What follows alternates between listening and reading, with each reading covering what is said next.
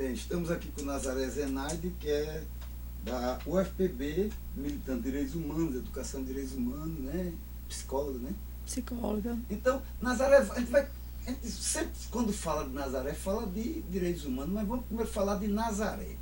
Como você nasceu aonde, como é que foi a tua infância, a tua família, né? Falar de Nazaré, começando a ser gente. Certo. Então, eu sou Nazaré, eu nasci em João Pessoa. Nasci em dezembro, 18 de dezembro de 55, justamente no período que o Brasil estava, a história dos 50 anos mais 5, Juscelino Kubitschek, aquela fase da história do Brasil. Hoje já estou com 63 anos, não é?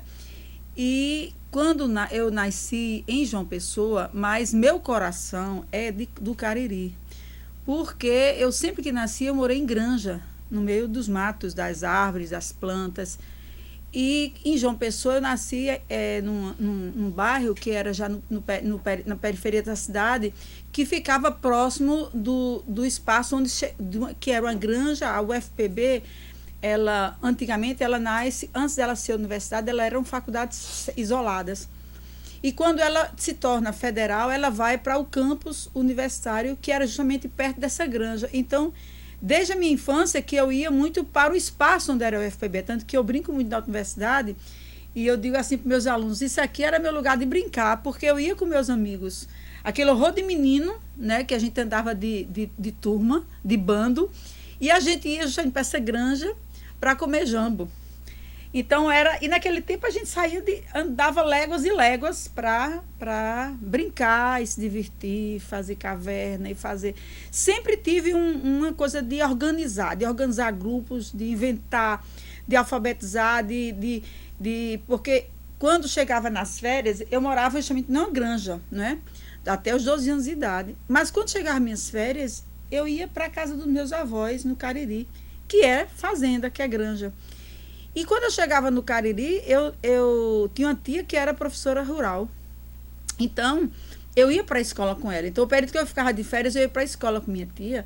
E eu queria... Que ano, mais ou menos, isso pequena, né?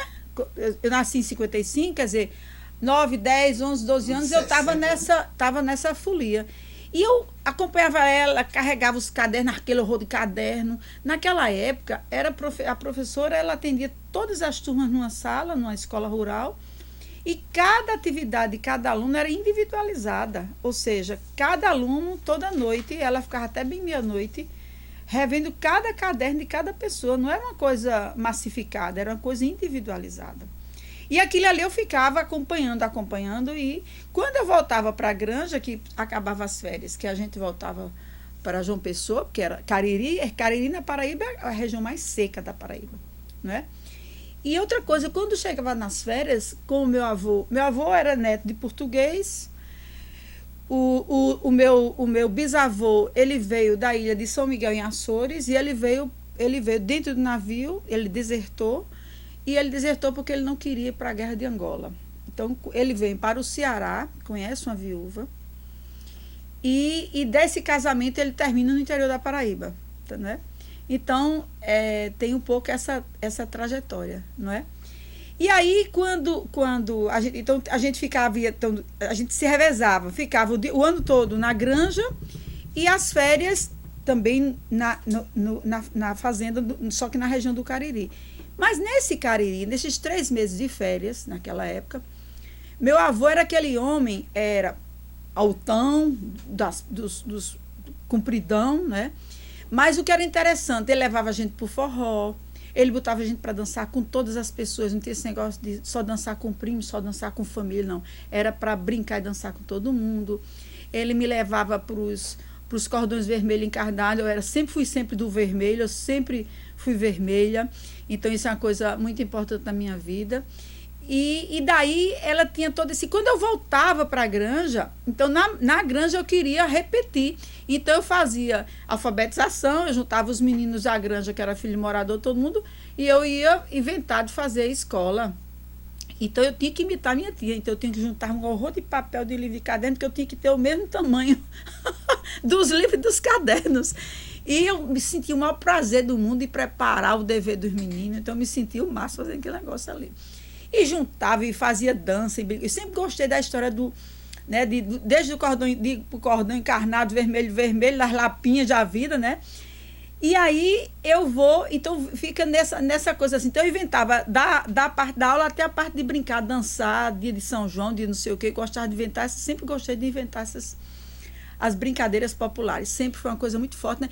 E outra coisa, isso é uma coisa importante que meu avô me ensinou, né? E meu pai também, que era de ir sempre para o cantador de viola, de ir para o cordão encarnado e vermelho, de ir para a Lapinha, de ir para o São João, de ir para o... Meu avô levava a gente naquelas caminhonetas, porque no Cariri eles botavam os bancos em cima da caminhoneta e enchia as caminhonetas de gente. E a gente ia para o forró pé de serra, que era para dançar dentro das casas, no barro, tinha que jogar água para a gente dançar, né? E meu avô mandava todo dançar com todo mundo, não é para dançar só com... Então quer dizer, foi uma coisa de infância que a gente foi, né? E isso me marcou muito, né? E aí, então vai minha infância, vou estudar em colégio de freira um período, mas aquele negócio como se fosse um peixe fora d'água, né? Sempre assim, como a família tem aquela história das pessoas que todo mundo tem que estudar no mesmo colégio, mas era como se tivesse um peixe fora d'água. Antes de entrar nisso, fala um pouco do teu pai, da tua mãe, que eu sei que você primeiro, teu pai foi uma grande referência e tua mãe também. Minha mãe é justamente a região do Cariri. Minha mãe é filha... Então, o pai da minha mãe que é o neto de português, por isso que ele é compridão, alto, é uma pessoa bem... E meu avô tinha uma característica, além dele ser essa pessoa muito simples de lidar com todo mundo e coisa, ele também tinha história de... O morador, ele trabalhava no roçado. Eu ia muito para o roçado com meu avô. Ele sempre me levava para o roçado. E quando vinha, os trabalhadores comiam antes do restante da família. A primeira mesa era dos trabalhadores. E sempre eu gostava de comer junto dos trabalhadores.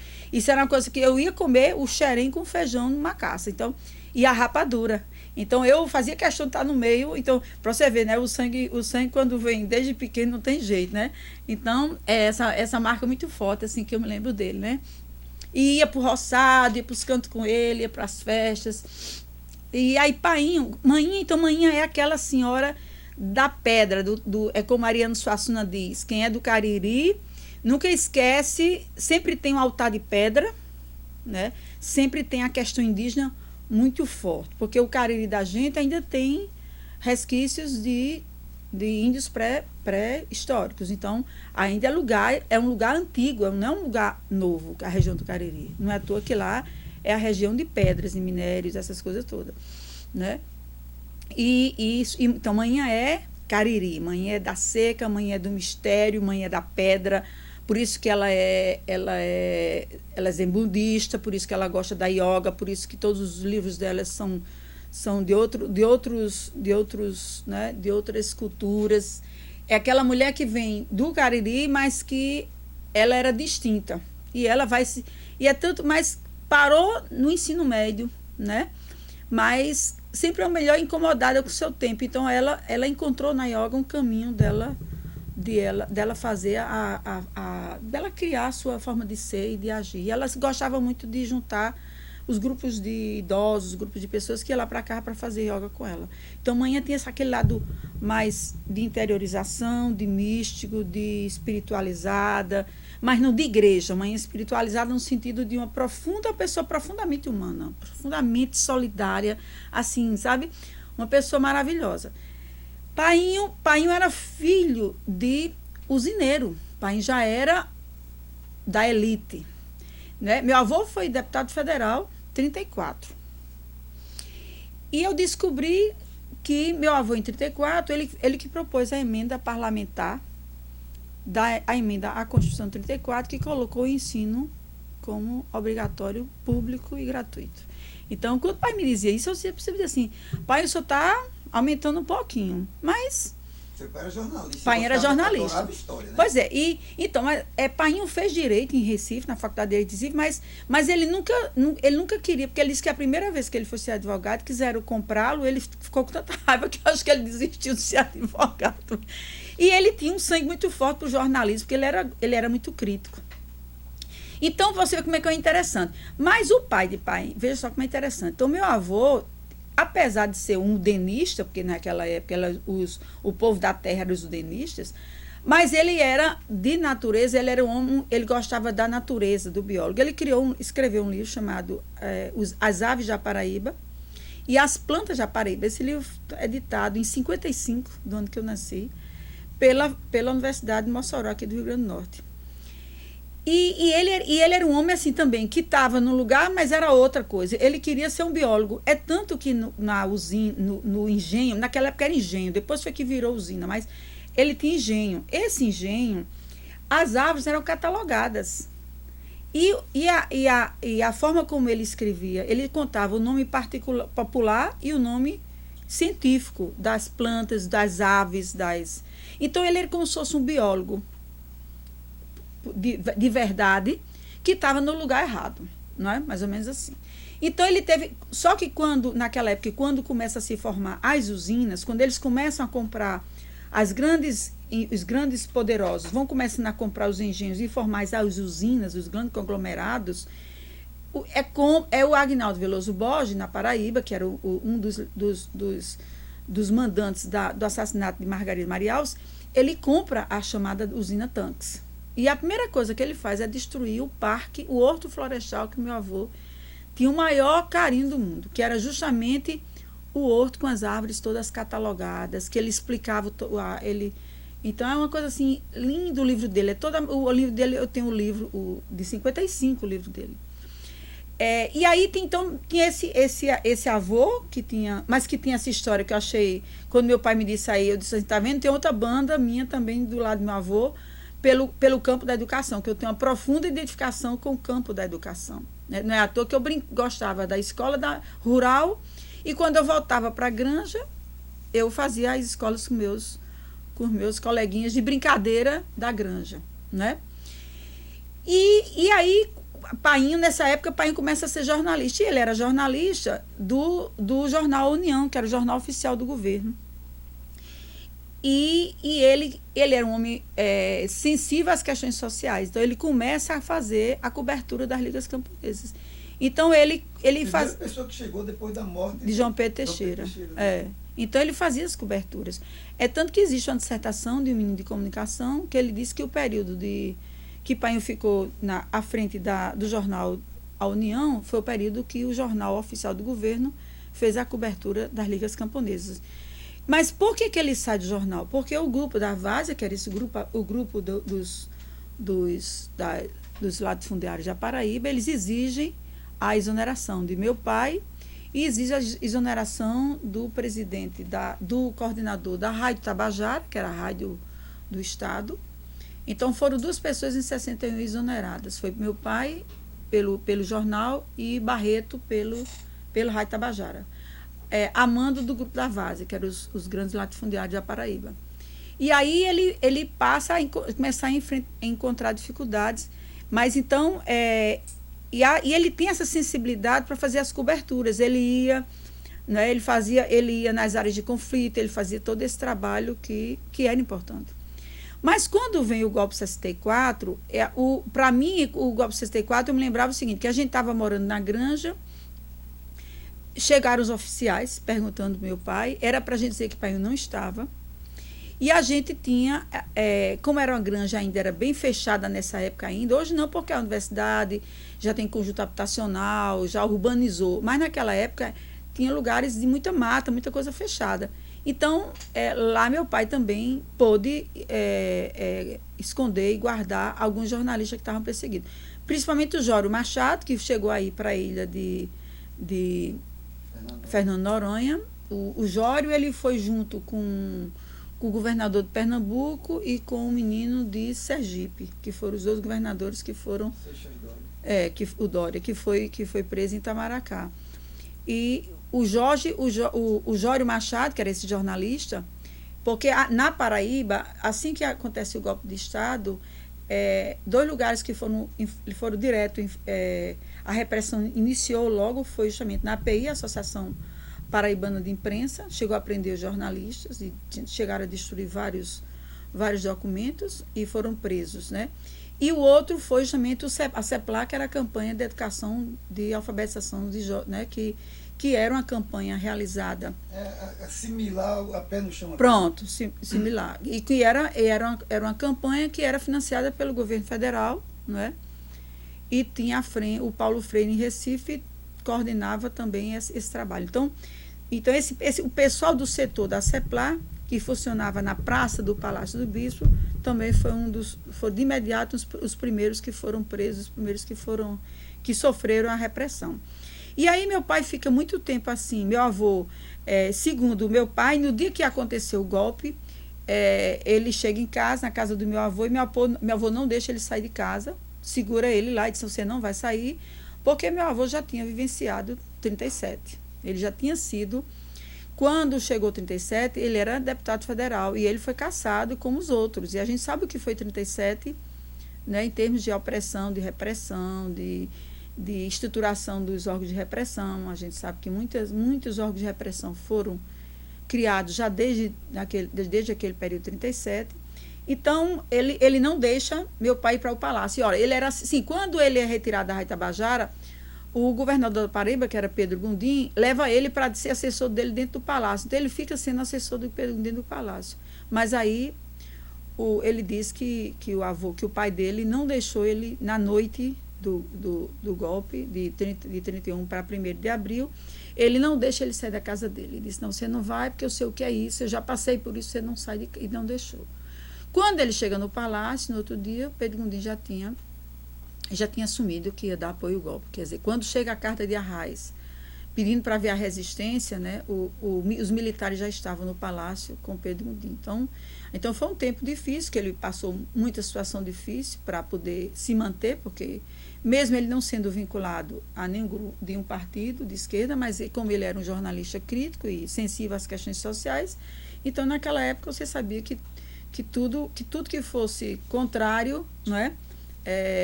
Era inimigo, né? Era inimigo da pátria e contra os inimigos da pátria tudo acontecia. De Deus e da família. Então foi um momento difícil que se atravessou, não é? E aí, nesse período, eu já começo, eu estava ainda no ginásio, ainda estava nessa fase de ginásio.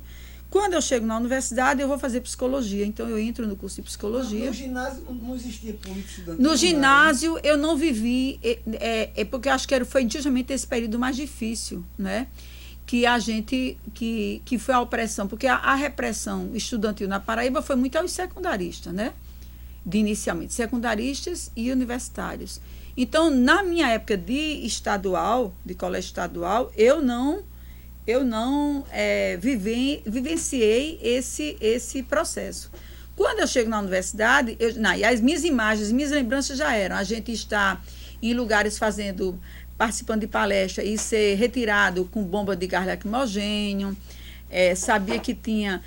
assim, agora, como a gente morava em Granja e sempre ia lá em casa umas amigas de minha mãe, e elas sempre contavam das passeatas que a polícia batia nos estudantes. Então, como a Granja ainda era...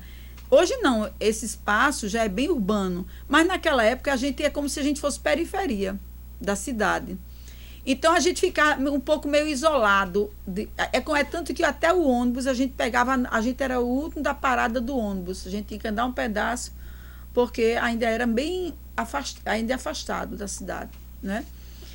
Então, e as lembranças que eu me lembro de 64 era isso, era jornalista chegando na minha casa, tendo que se esconder, a gente se escondia, a gente passou um tempo, aí levou a gente para fora para ficar numa granja, numa fazenda longe, me lembro que a gente passou um tempo afastado, depois a gente voltou.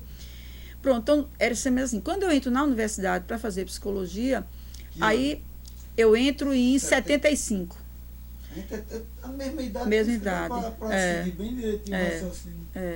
Aí eu entrei em 75 e nesse período da universidade, a psicologia ainda era uma psicologia muito americanizada, os livros da gente de psicologia social eram todos de uma psicologia americana, a gente não tinha essa coisa latino-americana que a psicologia tem hoje, a gente não tinha essa psicologia mais comunitária, mais de um pensamento mais social, mais crítico.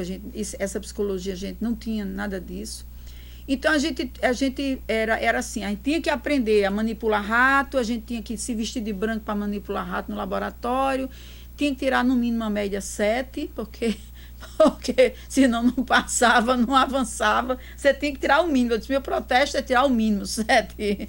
Né? E tinha que manipular o rato. Você tinha que dar choque no rato. Pavlov, para você aprender a condicionar as pessoas. Terrível. Olha, essa psicologia era terrível. E aí isso foi me gerando aquela coisa, né, de indignação, mas foi aí que a gente começou a se envolver com a história do movimento estudantil e começamos a criar associações, associação de pós-graduação, criamos a associação de psicologia também, fui da primeira diretoria da associação de psicologia. E aí, no curso da gente, tinha os professores de Pernambuco que eram os professores mais engajados socialmente. E aí foi daí que a gente começou a se meter com as experiências em manicômios, de ir para o Hospital Colônia Juliano Moreira, de fazer uma extensão universitária mais envolvida com as questões sociais. Foi dessas... Era a época do choque, né? Ainda era um tempo de choque nos hospitais psiquiátricos. Então, a gente viveu um pouco aquele começo da luta antimanicomial, né? Que era... A gente começava a ler Basaglia, ler toda a instituição negada, tinha havia aquele movimento na Itália contra a internação das pessoas, né? Na América Latina era como era o nome dele? Um da Argentina. Eu tinha até o livro dele, como era o nome dele. A gente até chegou a trazer ele para o Nordeste, Alfredo Moffat, e a gente começou a ler, a buscar, né, uma outra psicologia crítica, e a gente se engajou com a turma de enfermagem, fizemos um mutirão, chegamos na Colônia de Juliano Moreira, e eu toda me achando a maior revolucionária do mundo. No primeiro dia que eu chego no Hospital Colônia Juliano Moreira, que eu entro, que era cocô, sangue, as pessoas internas todas nuas, uma desgraça humana. A primeira coisa que eu fiz foi desmaiar. Eu disse assim, cadê a corajosa? Cadê? Que frustração eu tive. Ah, meu Deus, eu não sou tão forte como eu imagino que sou. E aí, foi quando... Sim, mas aí permanecemos, fizemos mutirão, arrumamos sabão, vassoura, rodo e fomos lavar a Colônia Juliano Moreira, a turma da psicologia com a turma da enfermagem, que era a turma mais briguenta, né? E foi aí que a gente começou essa coisa de brigar por uma outra psicologia, de brigar por uma outra. E aí chegamos a começar a fazer os grupos operativos, mas aí quando a gente começou a discutir os problemas da instituição, nem todo mundo guardou o que permanecia discutido no grupo, e aí o diretor soube de alguns assuntos que estavam sendo tratados nos grupos operativos, com servidores, e o diretor nos convidou para nos retirar da Colônia Juliano Moreira. Então os primeiros, né, não que a gente vai... Então acaba tendo uma transição da psicologia para a educação. Como é que acontece isso? Sim, aí estava essa fase aí. Aí vem o curso de saúde pública da Fiocruz, que é o primeiro curso que vai ter de saúde pública na Paraíba, é com o pessoal da Fiocruz. A turma da Fiocruz vai para a Paraíba.